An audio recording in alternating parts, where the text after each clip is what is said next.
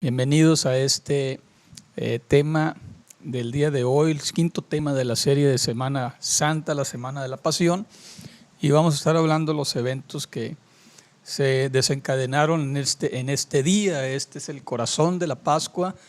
Recuerden, ayer terminábamos con la trompeta que sonó a las 6 de la tarde del día jueves de nuestro calendario para iniciar la Pascua. Y después de la Santa Cena y todo lo que hizo Jesús, ya lo narramos ayer, se da la consumación de la traición de Judas, el interrogatorio en casa de Anás, que era el suegro del sumo sacerdote en turno, Caifás, la negación de Pedro, y pues se inicia una salvaje fiesta de violencia e inhumanidad en contra de Jesús. Y bueno, decíamos, ayer pasó la noche Jesús, las últimas 5 horas de la 1 de la mañana, más o menos a las 6 de la mañana, estuvo preso en los atrios, los calabozos del templo, y de ahí entonces Anás lo envió a Caifás, el sumo sacerdote. Esto lo vemos en Juan 18:24. Ya había sido una vez pues interrogado por Anás, pero ahora le tocaba el sumo sacerdote. Eso eran las 6 de la mañana. Jesús está ante el consejo, es decir, el concilio del Sanedrín. Y Marcos 14 dice: trajeron a Jesús ante el sumo sacerdote Caifás, y estaban reunidos con él todos los príncipes de los sacerdotes y los ancianos y los escribas, o al menos a todos los que alcanzaron a avisarles, porque pues en la noche fue cuando se hizo toda la revuelta.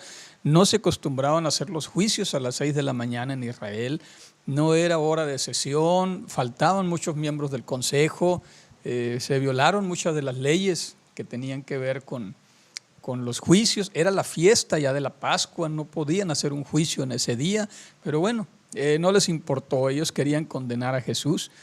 Y bueno, ya dicen los principales sacerdotes, todo el concilio buscaban testimonio contra Jesús para entregarle a muerte, pero pues no hallaban la manera de condenarle. Unos daban falso testimonio contra él, pero sus testimonios no concordaban. Unos levantándose dieron testimonio contra él diciendo: nosotros le hemos oído decir, yo derribaré este templo que es hecho a mano, y en 3 días lo edificaré otro hecho sin mano. Pero aún así, pues no concordaban, ni así concordaba el testimonio de ellos, dice Marcos. Entonces el sumo sacerdote, levantándose en medio, preguntó a Jesús diciendo: ¿no respondes nada? ¿Que testifican estos contra ti? Pero dice, mas él callaba y nada respondía, pues también dando pie al cumplimiento de la profecía de Isaías 53, que como cordero enmudeció y no abrió su boca. El sumo sacerdote entonces le volvió a preguntar y le dijo: ¿eres tú el Cristo, el Hijo del Bendito?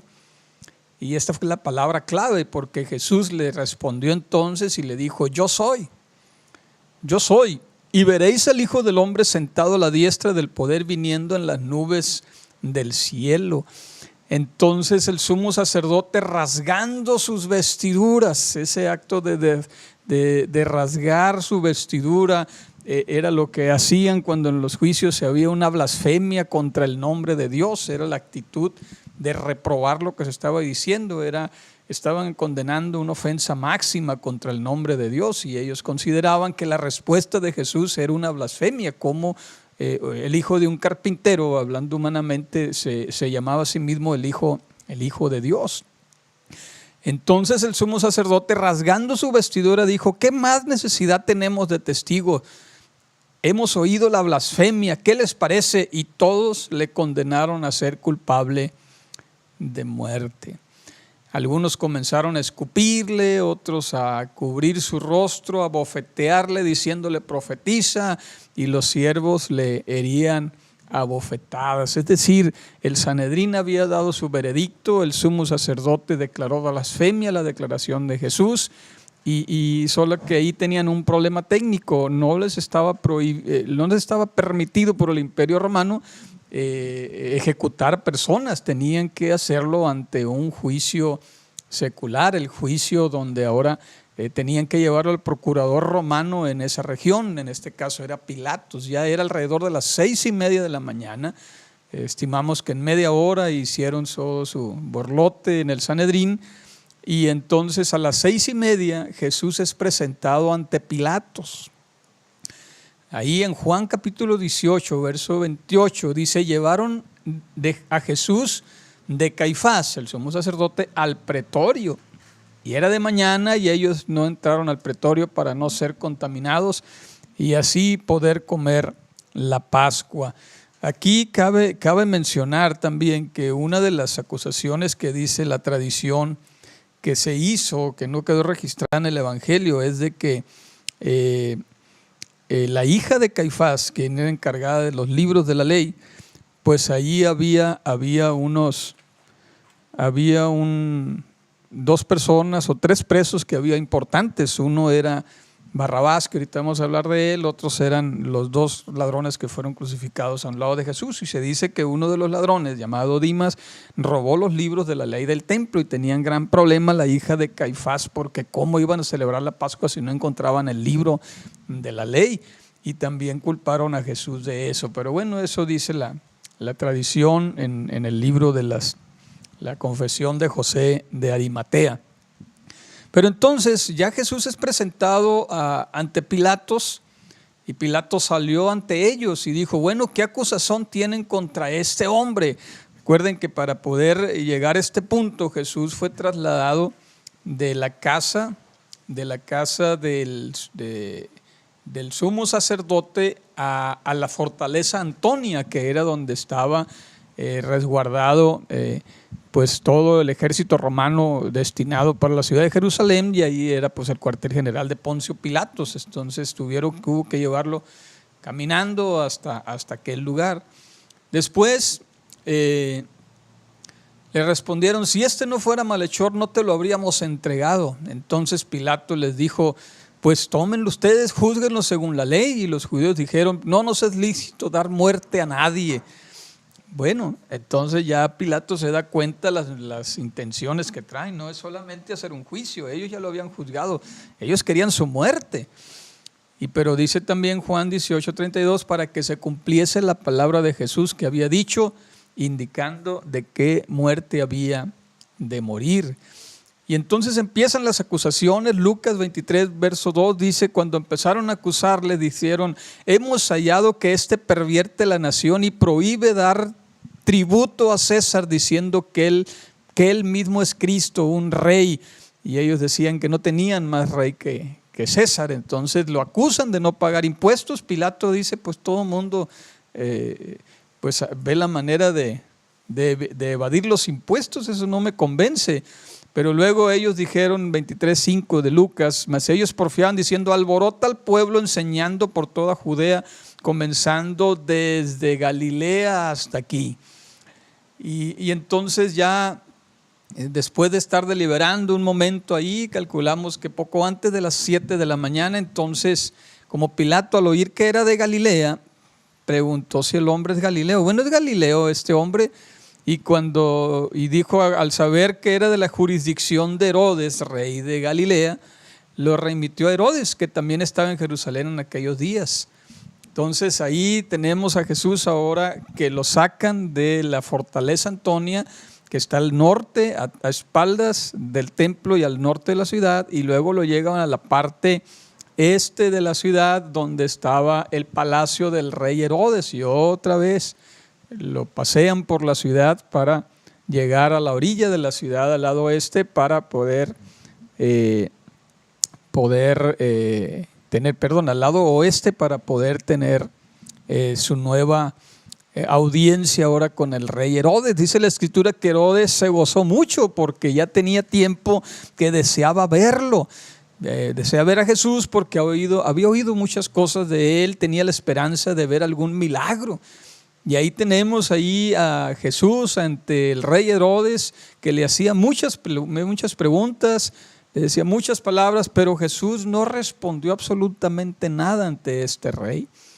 Y estaban ahí los príncipes de los sacerdotes y los escribas acusándole con gran vehemencia: Herodes, pues es que Jesús, y Herodes no tampoco les hizo caso. Dice: Herodes con sus soldados le menospreció, ya que no le contestó, le menospreció, le escarneció, le vistió con ropa espléndida, le puso un manto de un rey y se lo regresó a Pilatos. Ahí tenemos entonces que en ese ínter Mateo registra un evento único, que mientras estaba este interrogatorio en casa de Herodes, Judas, Mateo capítulo 27 verso 3, Judas, el que le había entregado, viendo que era condenado, arrepentido, va al templo, devuelve las 30 monedas de plata a los príncipes de los sacerdotes y a los ancianos, diciendo: he pecado entregando sangre inocente. Pero ellos dijeron: pues que a nosotros, allá tú. Y arrojando las monedas de plata en el templo, salió y fue y se ahorcó. Ese es lo que normalmente hemos entendido que es la hora también, en las primeras horas de la mañana, cuando Judas ya no soporta el remordimiento que sentía por haber entregado sangre inocente y termina ahorcándose, quitándose la vida a las afueras de la ciudad. Por eso de las 7:30 de la mañana entonces llevan a Jesús otra vez ante Pilatos. Pilatos insiste en no condenar a Jesús, dice en Lucas 23, entonces Pilato, convocando a los príncipes de los sacerdotes y a los magistrados y al pueblo, les dijo: me han presentado a este hombre como un hombre que pervierte al pueblo. Pero aquí yo, habiéndole interrogado delante de ustedes, no he hallado en este hombre falta alguna de esas cosas que le acusan. Ni aun Herodes, porque ya se lo mandé a él, y aquí nada digno de muerte ha hecho este hombre. Lo voy a castigar y lo voy a soltar. Es decir, Pilatos no quería condenar a Jesús. A eso también le añade Mateo en el capítulo 27, verso 29, que estando él sentado en el tribunal, su esposa envió a él diciendo: no tengas nada que ver con este justo, porque hoy he padecido muchas cosas en sueños por causa de él. Ya, ¿verdad? La esposa de Pilatos, que era más sensible al evangelio, ¿verdad? Pues ahí la tenemos intercediendo por Jesús. Entonces, así es que, pues, a la orden de Pilato, que lo iba a castigar y no quería él darle muerte, no quería tampoco verse debilitado, sucumbiendo ante los deseos de la turba, incitados por el Sanedrín, por el sumo sacerdote. Entonces Juan 19 dice: entonces tomó Pilato a Jesús y le azotó. Y aunque esta palabra, y es muy poco lo que la Biblia menciona acerca de los azotes, en realidad más que azotes fue flagelación. Usted y yo conocemos, ¿verdad?, de que la Escritura también menciona que sobre su espalda hicieron surcos, que horadaron sus manos y sus pies, pero sobre su espalda abrieron surcos. Es decir, fue una flagelación terrible. Si bien los azotes romanos eran 39 azotes o 40 azotes menos uno, 39, que era la manera, porque decían que 40 azotes era demasiado castigo para un reo. Pues parece ser que con Jesús se ensañaron y hicieron un acto por demás sangriento, porque no solamente estaba ya ahí el odio del Sanedrín, el odio de los que habían sido convocados en el pueblo, sino que realmente los romanos estaban hartos de las turbas que se levantaban en Jerusalén, y ellos lo que querían era castigar a los judíos. Y entonces vieron la oportunidad en Jesús de que si era un líder de los hebreos, que ellos no entendían muy bien las cuestiones de su sacrificio, el por qué había sido llevado a este punto, pues ellos dijeron: es judío, es hebreo, y vamos a ensañarnos con él. Y entonces ya los enemigos de Jesús tenemos aquí que estaban pues haciendo escarnio de su cuerpo, de su vida en esta situación. Después de que lo hubieron azotado, empezaron las burlas contra Jesús. Los propios soldados, Mateo capítulo 27, verso 27, dice que los soldados del gobernador llevaron a Jesús al pretorio, reunieron alrededor de él a toda la cuadrilla, fíjense. Es decir, todo el ejército ahí reunido, la cuadrilla de los soldados destinados a cuidar al gobernador, a Poncio Pilatos, lo desnudaron. Es decir, una cosa es que te castiguen y otra cosa es que te exhiban desnudo delante de los demás. y luego le pusieron encima un manto escarlata, que se presume que es la ropa, el ropaje real que Herodes le colocó cuando fueron a hacerle juicio y no halló culpa en él. Y luego dice que tejiendo una corona de espinas la pusieron sobre su cabeza. Y luego una caña en su mano derecha se la pusieron como a manera de cetro, y luego se hincaban de rodillas delante de él y le escarnecían diciendo: salve Rey de los judíos, salve Rey de los judíos. Escupían en él y tomando una caña le pegaban, le herían en la cabeza. Es decir, había un ejército ahí ensañado en hacer sufrir a Jesús, porque Jesús representaba para ellos a toda la turba de los judíos, representaba al Sanedrín también, representaban todo lo que ellos odiaban en aquella tierra, y se ensañaron. Y sin embargo estaban también de una manera profética entronizándolo como rey, aunque su corona no fue de la realeza, pero sí una corona de sufrimiento que padeció por ti y por mí. Pasado esto, regresan a Jesús de nuevo a Pilatos, lo presenta de nuevo a la multitud. Dice, nos vamos ahora a Juan capítulo 19, verso 4. Pilatos salió otra vez y les dijo: he aquí os lo traigo fuera para que entiendan que no hallo ningún fallo en él. Saliendo Jesús, entonces llevando la corona de espinas y la ropa púrpura, Pilato lo presenta y les dice: he aquí el hombre, he aquí el que ustedes niegan, he aquí el de su sangre, cumpliendo ahí la escritura que Juan también mencionaba: lo suyo vino y los suyos no le recibieron. He aquí el hombre, es de su raza, ustedes lo están traicionando. Era una palabra que estaba recalcando, ¿verdad?, a la gente que lo estaba acusando. He aquí el hombre. Y cuando le vieron, dice, los príncipes de los sacerdotes y los alguaciles dieron voces diciendo: crucifícale, crucifícale. Pilato les dijo: tómenlo ustedes y crucifíquenle, yo no hallo ninguna falta en él. Pero los judíos respondieron: nosotros tenemos una ley, y según nuestra ley debe morir, porque se hizo a sí mismo el Hijo de Dios. Y cuando Pilato oyó que Jesús era el Hijo de Dios, o al menos así se proclamaba, dice, tuvo más miedo.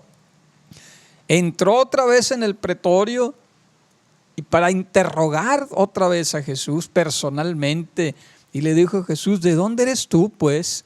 Jesús no le dio respuesta. Pilato le dijo: ¿a mí no me hablas? ¿Qué no sabes que tengo el poder para crucificarte y poder para poder soltarte? O sea, dime algo, yo te puedo salvar, como diciéndole: te estoy dando la oportunidad, yo no quiero matarte, mi esposa ya me advirtió, yo no quiero que esto vaya más allá, yo no encuentro ningún fallo en ti, pero dime algo.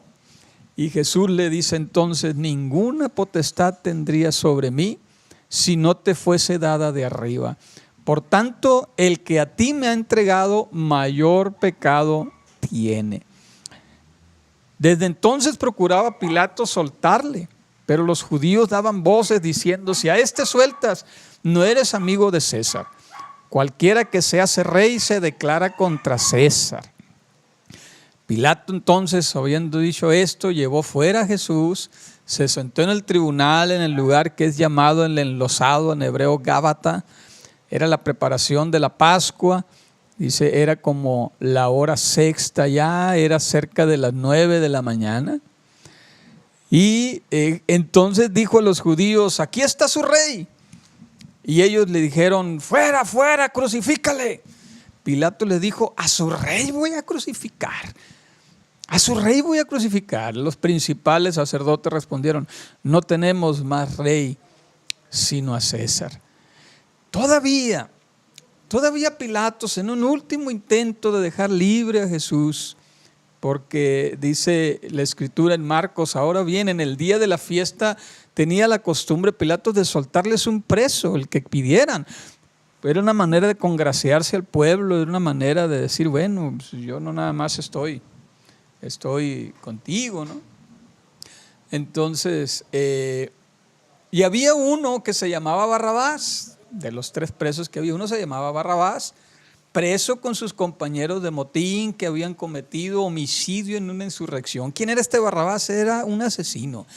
Y él sí era alguien que había hecho actos de conspiración contra los romanos y en un levantamiento, en una insurrección, había asesinado a un soldado romano, había cometido homicidio y por lo tanto él era reo de muerte. Él tenía que morir crucificado, él merecía la pena máxima. Y entonces, pero en los cálculos tal vez de Pilato, digo, pues oye, les voy a abrir los ojos a esto, que están queriendo crucificar a este hombre justo, les voy a poner a alguien que verdaderamente merece la muerte. Y entonces el gobernador los puso a los dos y les pregunta, ¿cuál de los dos quieren que les suelte? Para sorpresa de Barrabás, de Pilatos y de todos, digo, a Barrabás, suéltanos a Barrabás. Y Pilato sorprendió, le dice, bueno, entonces, ¿qué quieren que haga con Jesús? El que es llamado el Cristo, el Rey de ustedes. Y todos le dijeron, crucifícalo, crucifícalo, crucifícalo. Entonces el gobernador le dijo, pues qué mal he hecho pues. Pero ellos gritaban aún más diciendo, crucifícalo, crucifícalo. Tenemos aquí un cuadro de un hombre que tiene la autoridad para soltarlo, para condenarlo, y no quería condenarle, pero cede ante la presión de toda la gente.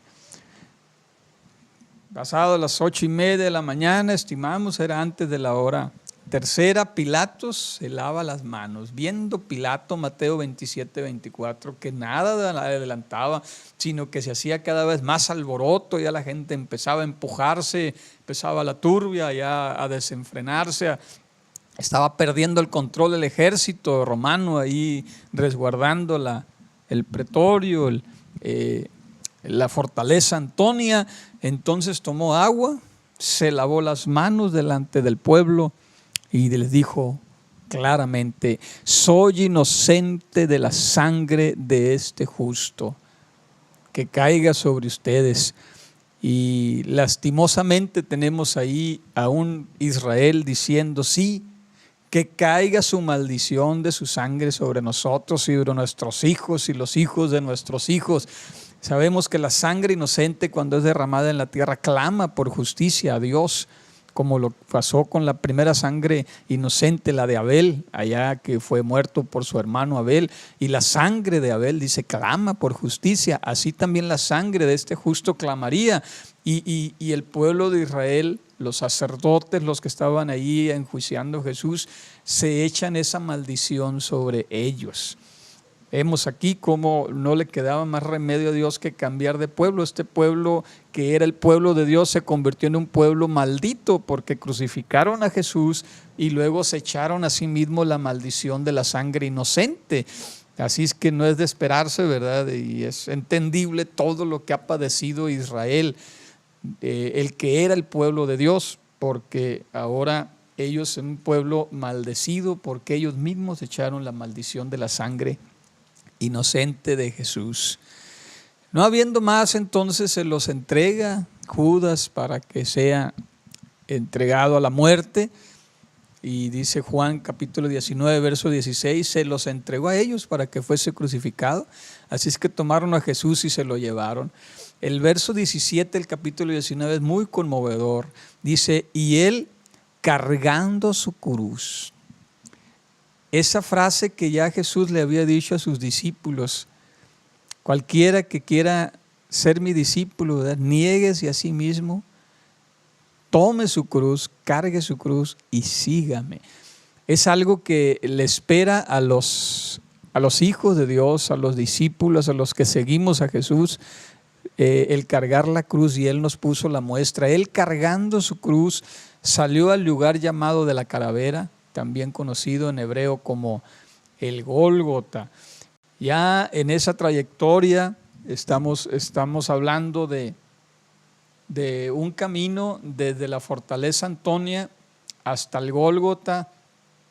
Estamos hablando de alrededor de 500 metros que tenía que cruzar por esa vía que ahora se le conoce en Jerusalén como la Vía Dolorosa, salir por la puerta de Damasco, la puerta que está a espaldas del templo, a espaldas de la fortaleza Antonia, en la parte noroeste, de la ciudad, salir por la fortaleza, por la puerta, perdón, de Damasco, y luego ir al lugar, el Gólgota tradicional, que está también a espaldas del segundo muro de la ciudad, en el lado noroeste de Jerusalén, allá donde llevó Jesús cargando la cruz, alrededor de o poco más de 500 metros.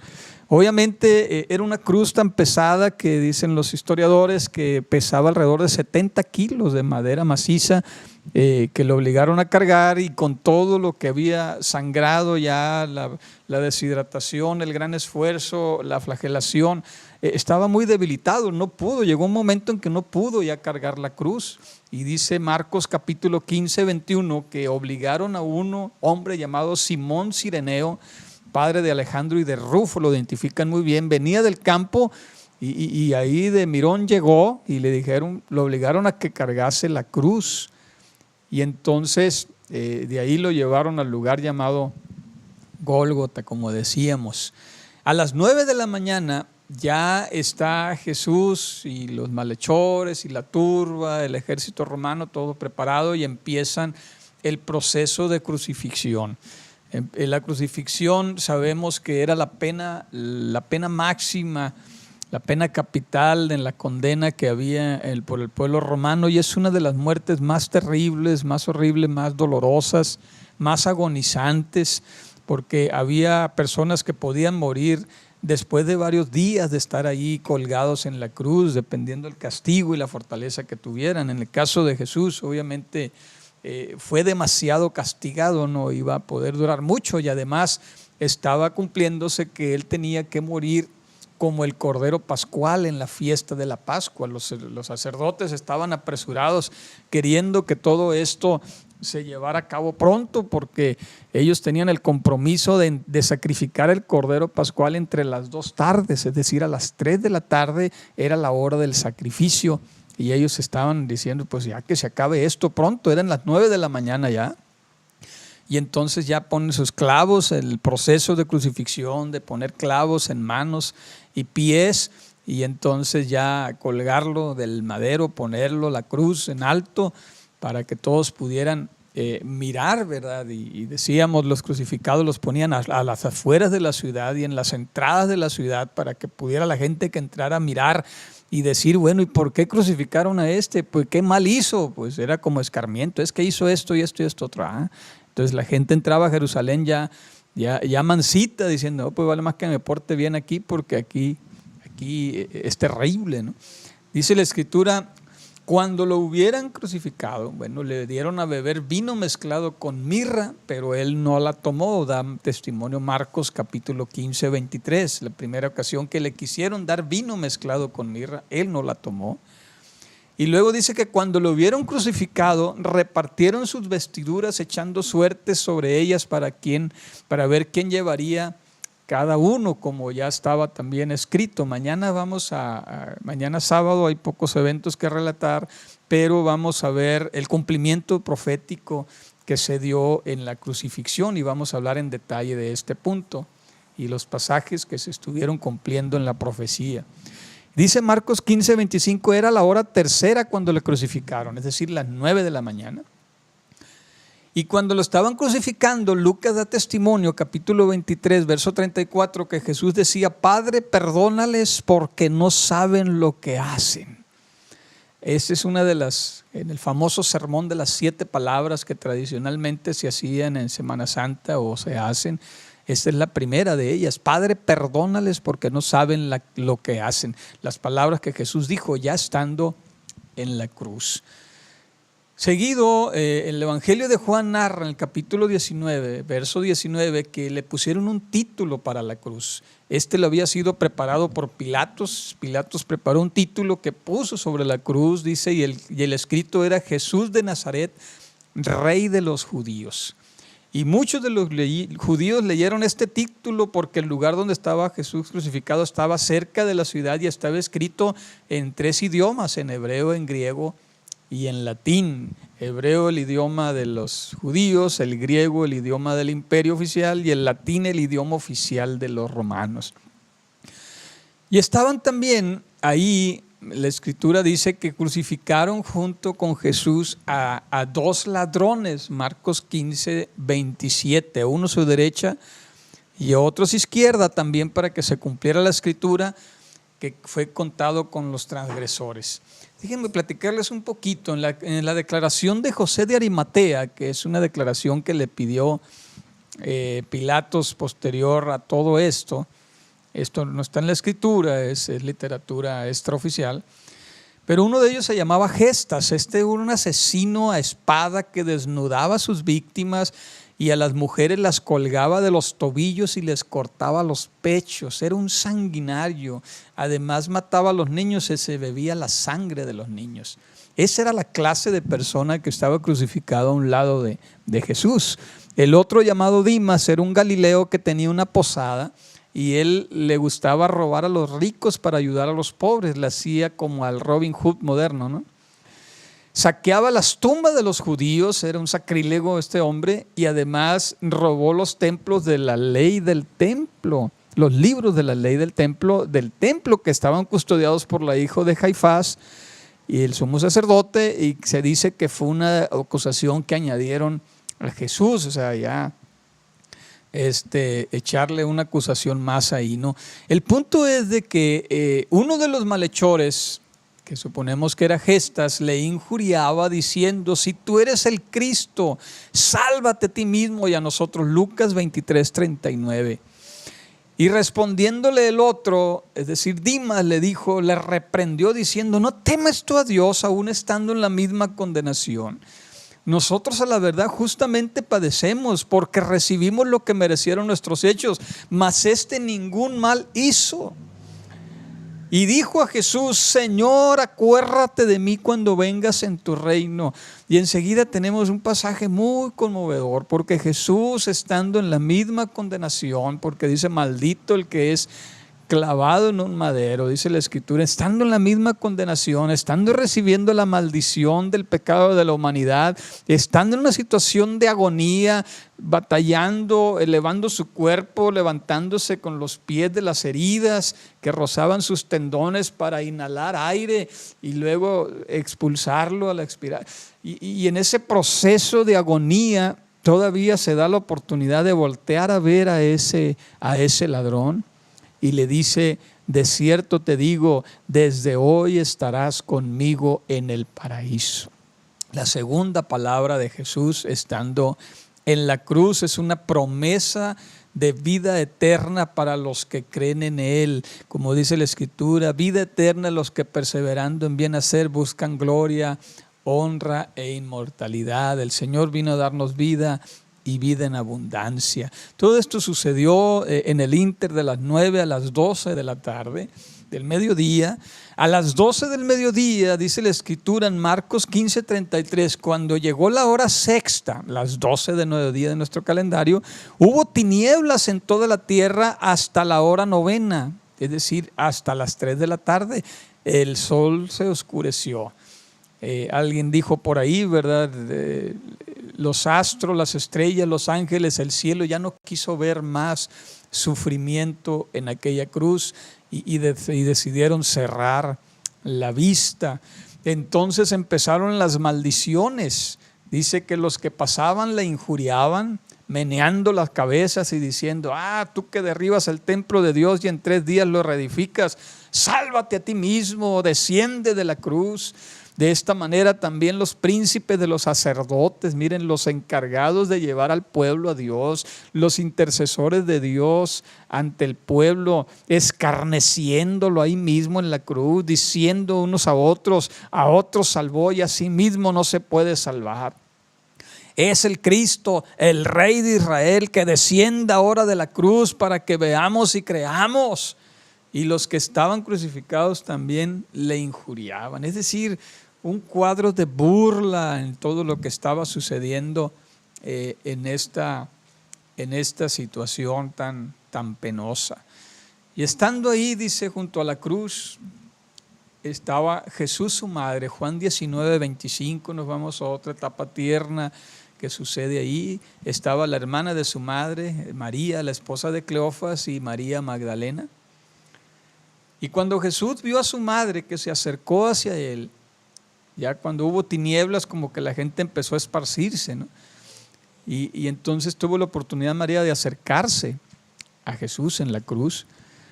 Y cuando Jesús voltea a ver a su madre y junto a ella al discípulo a quien él amaba, es decir, a Juan, que estaba presente, y cabe aclarar que era el único de los apóstoles que estuvo presente en la crucifixión. El resto había huido la noche anterior, estaban encuartelados, no se sabía de ellos, estaban temerosos de que también los fueran a prender y correr la misma suerte. Y Juan fue el único valiente que estuvo acompañando a la madre de Jesús.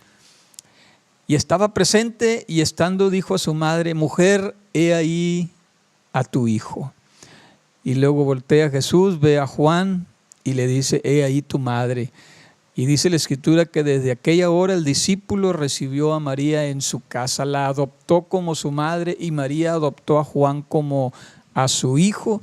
En un cuadro muy conmovedor tenemos aquí al Dios de la familia que, aún estando en agonía, está preocupado para que su madre no se quede sola, para que Juan no esté solo, y le hace el encargo familiar. La tercera palabra de Jesús en la cruz: mujer, he ahí tu hijo. Hijo, he ahí tu madre. Poco antes de las 3 de la tarde, estimamos que alrededor de las 2:30 de la tarde, dice Mateo 27:46, cerca de la hora novena, no era todavía las 3 de la tarde, cerca de la hora novena sucedieron estos eventos. Jesús exclamó a gran voz diciendo: Elí, Elí, lama sabactani, que traducido es: Dios mío, ¿por qué me has desamparado? Un cuadro muy conmovedor. Ahí tenemos a Jesús humano totalmente, la divinidad. Aquí los teólogos es un misterio muy fuerte, pero dicen que la divinidad de Jesús le abandona en ese momento en que el pecado de la humanidad está cayendo sobre él. Y entonces por primera vez Jesús, hombre, se siente separado de la divinidad que escapa de él por causa del pecado. Y él, Jesús hombre, clama: Dios mío, ¿por qué me has desamparado? Vamos a hablar mañana de ese misterio, pero luego dice Juan 19:28 que dijo otra palabra. Después de esto, sabiendo Jesús que ya todo estaba consumado, para que la escritura se cumpliese, dijo: tengo sed, que también es otra de las profecías que mañana vamos a analizar con calma. Y estaba allí una vasija llena de vinagre. Entonces ellos empaparon en vinagre una esponja y la pusieron sobre un hisopo y se lo acercaron a la boca. Sí lo tomó Jesús, no tomó el vino que le ofrecían primero, al inicio de la crucifixión a las 9 de la mañana, pero ya cerca de las 3 de la tarde, entonces tomó el vinagre. Y una vez que tomó el vinagre, dijo: consumado es. La sexta palabra de Jesús en la cruz: consumado es. Y ahí se dice que es una palabra, mañana la vamos a analizar, que ya estaba todo cumplido, había cumplido la profecía, había cumplido el mandato que su Padre le había encargado, había cumplido la redención de la humanidad, había cumplido con agradar al Padre, había cumplido todo y está pagado. La palabra literal es tetelestai, que significa está pagado el precio del pecado de la humanidad. El perdón de los pecados estaba siendo consumado en la cruz con el derramamiento de su sangre. Y entonces, habiendo inclinado la cabeza, declara la última palabra que la registra Lucas 23:46, clamando a gran voz, dijo: Padre, en tus manos encomiendo mi espíritu. La séptima palabra, que también vamos a analizarla con calma mañana. Y habiendo dicho esto, entregó el espíritu. Eso sucedió ya exactamente a las 3 de la tarde. Las 3 de la tarde era la hora destinada para el sacrificio del Cordero Pascual.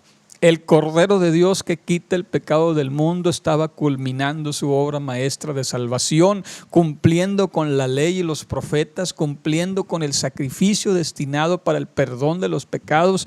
Y ahí estaba ahora un sacrificio perfecto, como dice el escritor a los Hebreos. Ya no hay necesidad de más sacrificios. Jesús hizo el sacrificio perfecto. En el momento en que Él entregó el Espíritu, entonces hay un gran terremoto.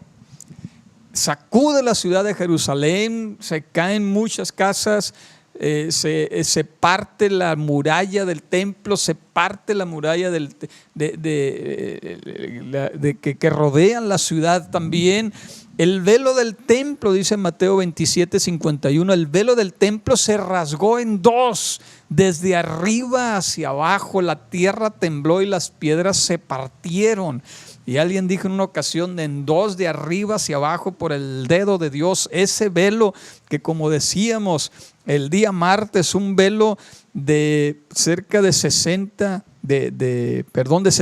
codos de altura, poco más de 25 metros de alto, del grueso de la palma de la mano, de ese velo de 72 cordones de 24 hilos cada uno, 6 colores, 82 doncellas hacían un velo al año que se cambiaba una vez al año. La casa de Hilacer encargado del velo, y que su principal función era separar el lugar santo del lugar santísimo, donde solamente entraba el sumo sacerdote una vez al año.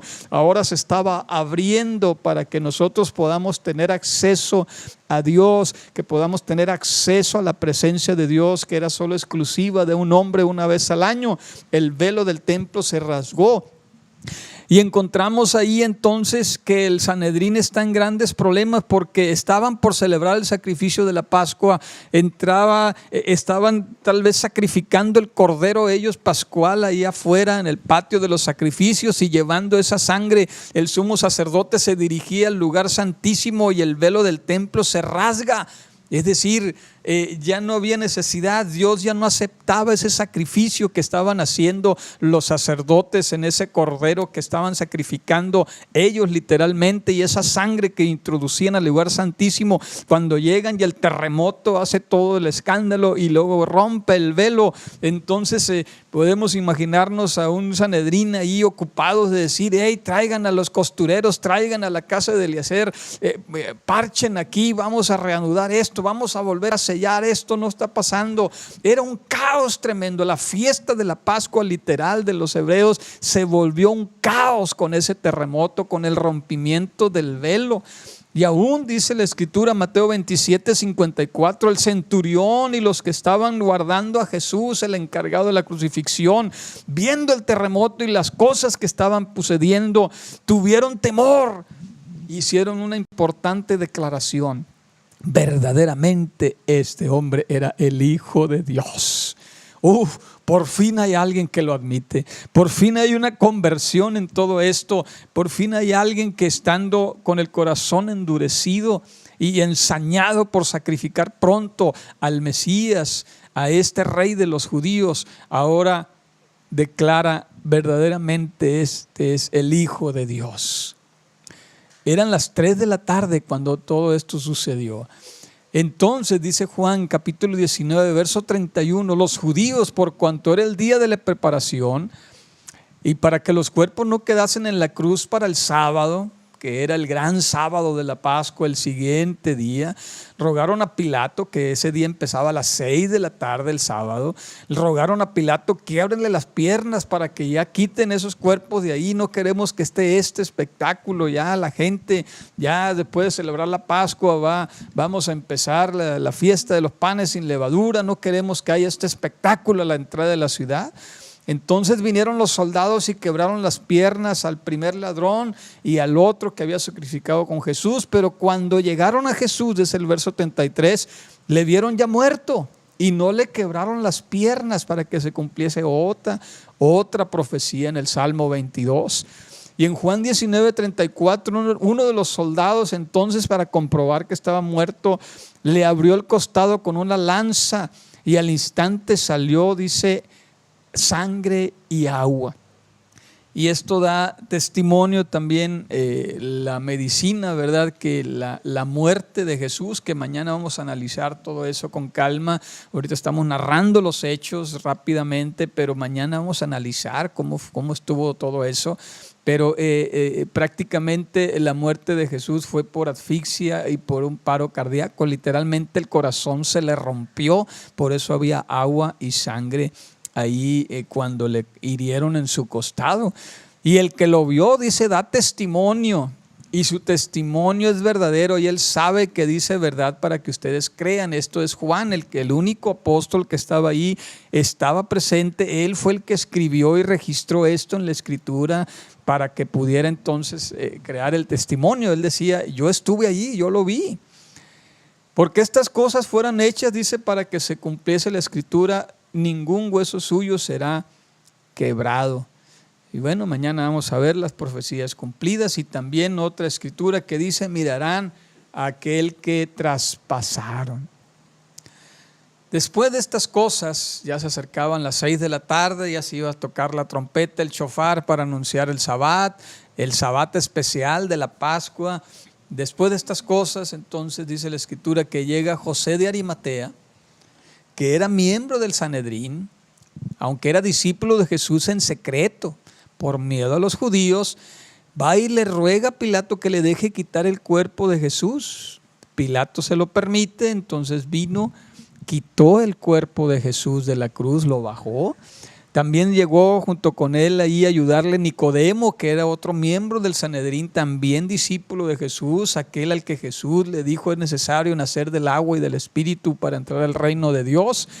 Él, ¿verdad?, el que había ido a Jesús de noche, dice, también traía un compuesto de mirra y de aloe como de 100 libras, es decir, también un compuesto para embalsamar a Jesús, que lo estaba poniendo Nicodemo. Y tomaron el cuerpo de Jesús y lo envolvieron en lienzos con especias, como es costumbre de los judíos sepultar. Marcos da testimonio, Juan 15:46, que José de Arimatea compró una sábana especialmente para bajar el cuerpo de Jesús y envolverlo en la sábana. Y dice que le puso en un sepulcro que él había cavado en la roca, un sepulcro familiar de la familia de José de Arimatea, que se sabe que era un hombre adinerado. Y también estaban algunas mujeres ahí con ellos. Estaban ahí María Magdalena, las mujeres que ya mencionó Juan anteriormente que estaban ahí. Y entonces, ya una vez que colocaron el cuerpo de Jesús, rodaron la piedra en la puerta del sepulcro, porque dice Lucas 23:57, ya era el día de la preparación, estaba por comenzar el sábado. Y también dice, las mujeres que habían venido con él desde Galilea también lo acompañaron hasta el sepulcro. No nada más estuvieron en la cruz, también hasta el sepulcro, y vieron cómo fue puesto el cuerpo de Jesús y debidamente preparado, porque José de Arimatea y Nicodemo eran sacerdotes, sabían cómo hacer los funerales, y ellos lo hicieron de una manera lo más solemne posible, en una tumba privada que no había sido utilizada, una tumba nueva, y estaban ahí pues María Magdalena. Y regresando después de esto, porque ya estaba por tocarse la trompeta, prepararon las especies aromáticas y ungüentos, pero ya no les alcanzó el tiempo para embalsamar. Bueno, se embalsamó con lo que llevaba Nicodemo, pero ellas tenían otras especies aromáticas y ungüentos que empezaron a preparar, pero les llegó el sábado y reposaron el sábado conforme al mandamiento. Estos son los hechos, queridos hermanos y amigos, que desencadenaron en esta semana de la Pasión, culminando con el sacrificio del Cordero Pascual, el Cordero de Dios que quita el pecado del mundo, que murió por nosotros. Y a Él le damos la gloria y la honra por todo esto. Sabemos que es muy difícil de digerir todo esto en tan breve tiempo. Los invito a que mañana mañana vamos a retomar solamente un evento que hay el día sábado, porque era el día de reposo, y vamos a meditar ya en todo esto que sucedió, como seguramente estaban meditando los apóstoles, como estaban meditando María, como estaban meditando el Sanedrín, como estaban meditando Pilatos, como todo el mundo en Jerusalén estaba meditando. Era una fiesta de la Pascua diferente, era una fiesta diferente y todos lo sabían. Habían crucificado al Rey de los judíos, habían crucificado al dador de la vida, y ahora eso estaban meditándolo todo el día sábado. Mañana vamos a dedicarlo a meditar en todo esto que sucedió. Entre tanto, hermanos, quisiéramos hacer una oración y pedirle a Dios que nos ayude a digerir todo esto. Padre eterno, en tu precioso nombre, Jesús, queremos primero, Señor, darte gracias porque el testimonio de tu palabra es verdadero, y todo esto que sucedió, Señor, podemos entenderlo que lo hiciste por amor a nosotros. Como dice Juan en su Evangelio, capítulo 3, verso 16, de tal manera, Señor, amó Dios al mundo, que estuviste a dar la vida de su Hijo unigénito, para que todo aquel que en él crea no se pierda, mas tenga vida eterna. Esa vida que está en ti, Jesús, esa vida que diste por nosotros, como los dijiste también anteriormente a tus apóstoles, nadie tiene mayor amor que este, que uno dé su vida por sus amigos. Yo doy mi vida en rescate por muchos, fue tu expresión. Gracias, Señor, por tu sacrificio en la cruz. Gracias que nos das la oportunidad de meditar en ello en este día especial, en este día viernes de Pascua, en este día viernes que, Señor, aunque sabemos que fue una gran victoria para ti, todos ellos, Señor, estaban como perros rodeándote, dice el Salmo 22, una cuadrilla de malignas. El infierno estaba haciendo fiesta creyendo que te había vencido. Sin embargo, Señor, estabas obteniendo la mayor victoria sobre el pecado, sobre el poder del pecado, la mayor victoria sobre Satanás, la mayor victoria, Señor, para que nosotros, los que creemos en ti, pudiéramos ser libres de la condenación eterna y tener derecho al perdón de los pecados por tu sangre. Gracias, Señor Jesús. En el nombre precioso de Jesús te damos gracias, Padre eterno. Amén, amén. Quisiéramos cerrar esta hora del programa con una alabanza que queremos que usted la medite en este videoclip, para que se lleve eso bien profundo en su corazón. Todo esto que vimos hoy fue por ti, fue por mí, que Jesús dio su vida por nosotros. Dios les bendiga, nos vemos mañana con la ayuda de Dios. Gracias por su atención.